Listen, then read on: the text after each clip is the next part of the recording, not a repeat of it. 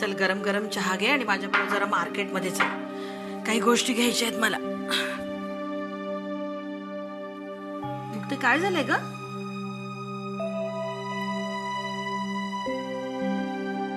आत्या मला तुझ्याशी थोडंसं बोलायचं. मुक्ते काही गडबड आहे?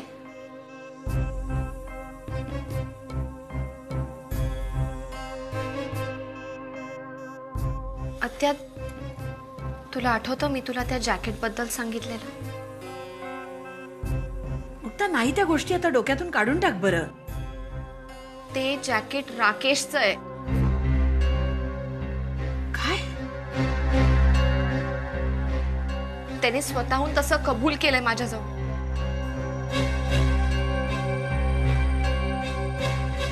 एवढंच नाही आत्या, तू आणि पप्पा नाट्य संमेलनाला गेला होतात ना, तेव्हाही तो इथे आला होता. मुक्ते काय सांगतेस काय? आत्या मला खात्री आहे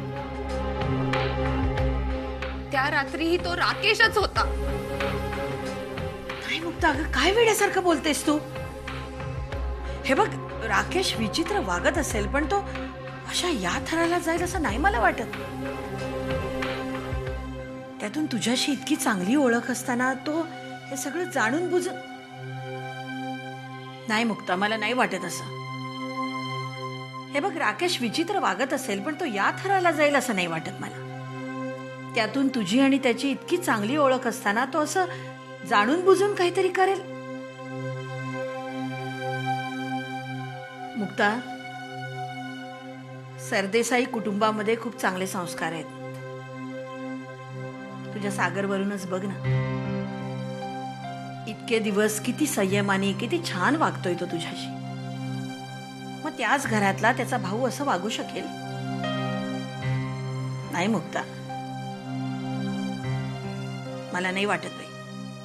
किती झालं तरी तुम्ही सगळी जण एकत्र खेळलेली आहात, वाढलेली आहात. त्या घरातलं कुणीच तुझ्याशी असं नाही वागू शकणार.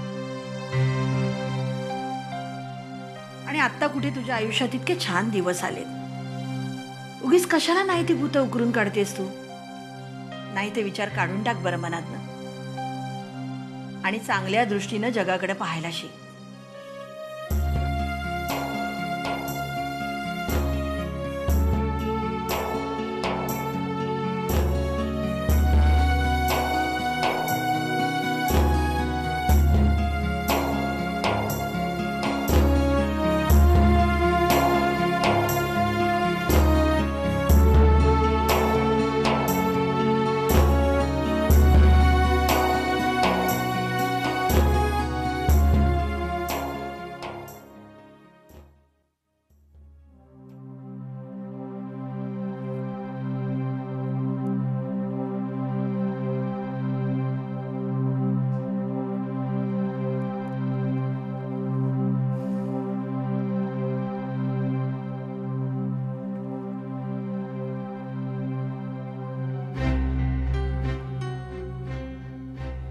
पप्पा बोलवलंत मला?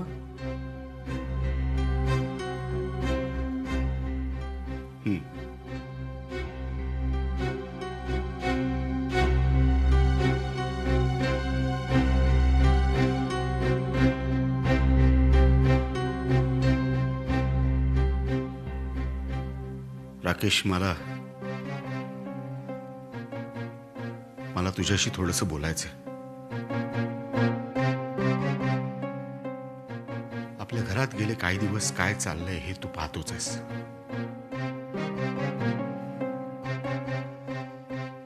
हे पहा की घरातल्या लोकांचं जर का एकमेकांशी पटत नसेल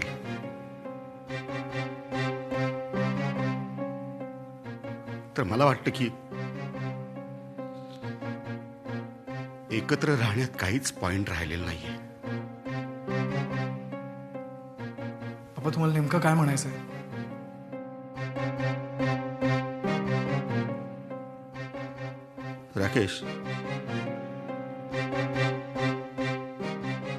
राकेश आपण वेगळे होऊया.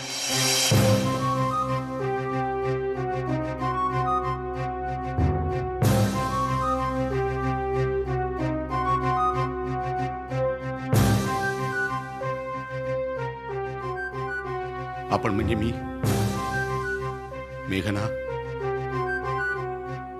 तू आणि ज्योती.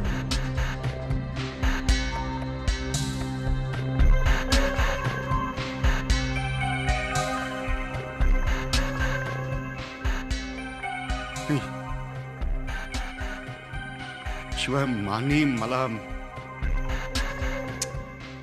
पप्पा प्लीज प्लीज तुम्ही असा विचार करू नका. पप्पा आत्ताच मी ऑफिसला जायला लागलोय. पप्पा ट्रस्ट मी, परिस्थिती बदलेल.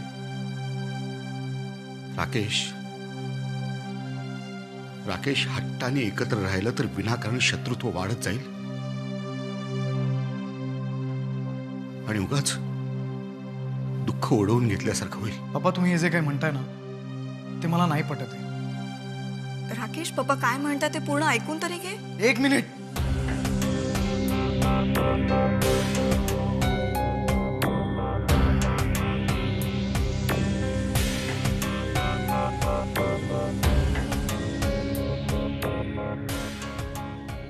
पप्पा तुम्ही हे जे काही म्हणताय ते मला अजिबात पटलेलं नाही. कारण आजीच्या इच्छेनुसार मी तरी अमृत डेअरीत काम करणार आहे. त्यामुळे मी तरी हे घर सोडून आणखीन कुठेही जाणार नाही. बाकी तुमचं तुम्ही ठरवू शकता.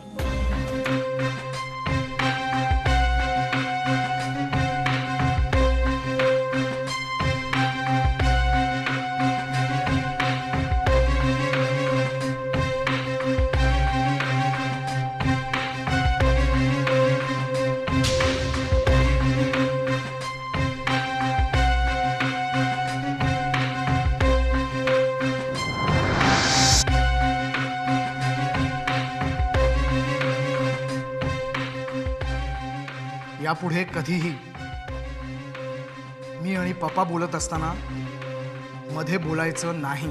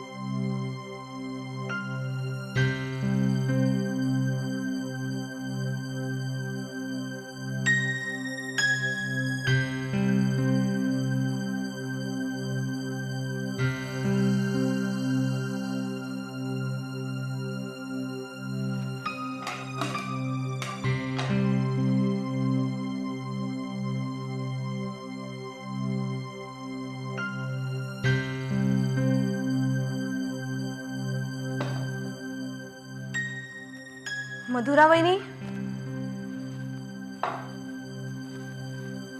मधुरा वहिनी,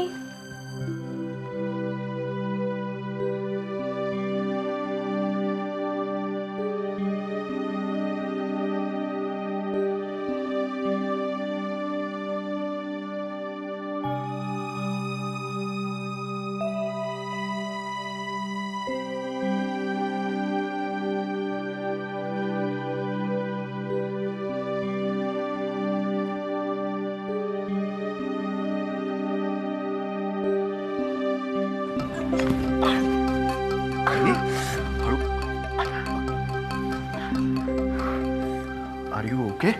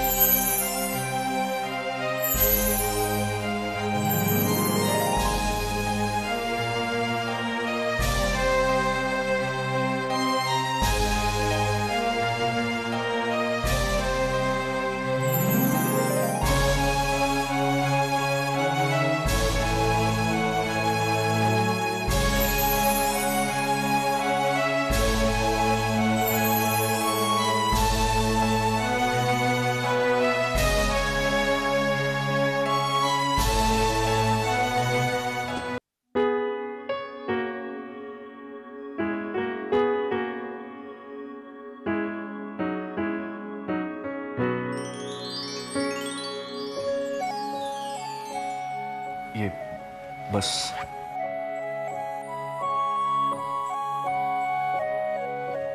हळू.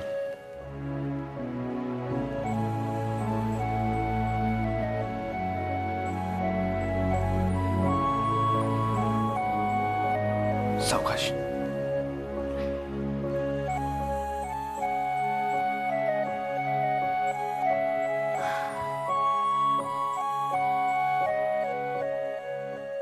काही हवं होतं का तुला?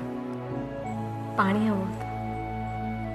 अगं मग मधुरा वहिनीला हाक मारायचीस ना. हाक मारली मी, पण बहुतेक ती बिझी आहे. हो ठीक आहे, तू थांब इथेच, मी पाणी घेऊन येतो. हं?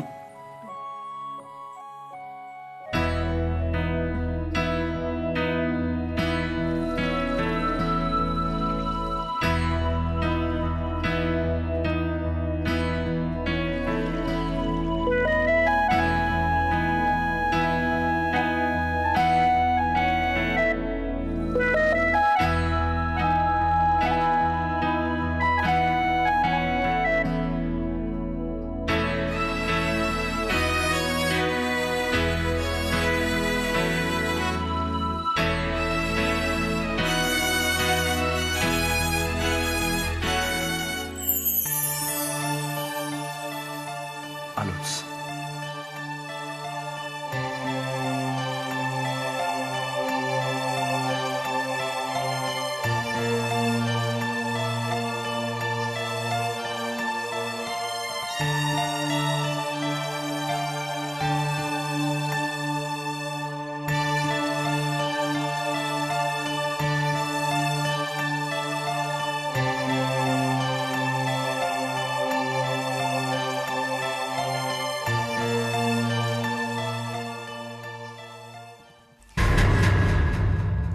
आता काय हवंय तुला?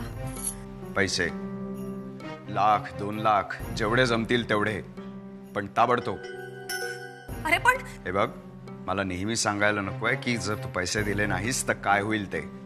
समजलं? C you.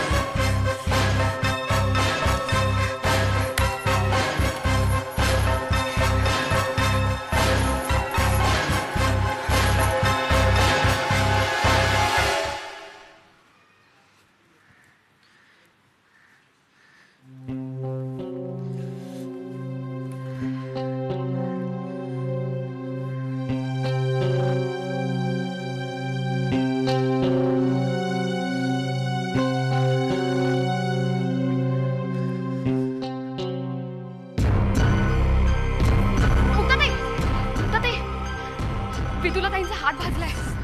स्वयंपाकघरात आल्या आणि गरम पातेल्याला हात लागला त्यांचा. मी म्हटलं मी हे मलम लावून देते, तर नाही म्हणाल्या. तुमच्याकडूनच लावून घ्यायचंय त्यांना. ऐक विदुला, ये मी लावते. पटकन ये, बस इथे. काय करायला गेलीस तू? हा मी लावते. राणी, जर पर्समध्ये बघ कोणाचा फोन आहे. हा बघते. थांब विदुला, मी लावतेय ना, होईल बरं. राणी चल मी बघ.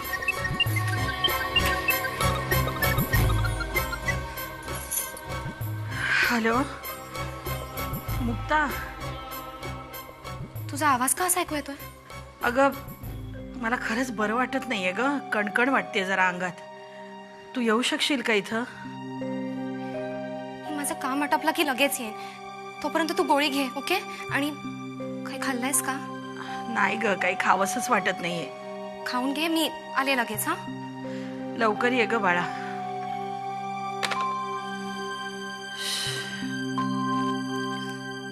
राणी, तू विदुलाला क्रीम लाव, मला घाई आहे.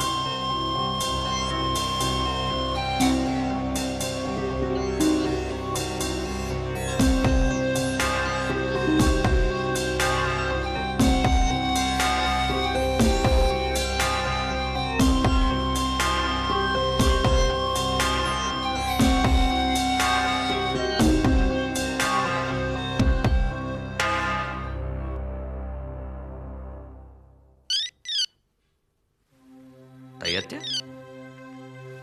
हां बोला ताई आत्या. सागर, अरे मुक्ता कुठे आहे रे? का काय झालं? काय नाही, इकडे येणार म्हणाली होती. अजूनपर्यंत आली नाहीये.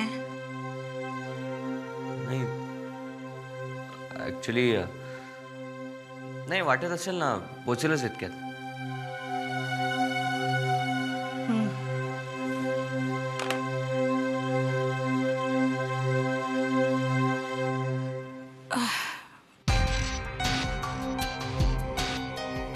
मुक्ता तर म्हणाली ती, म्हणजे ती माझ्याशी खोटं बोलली.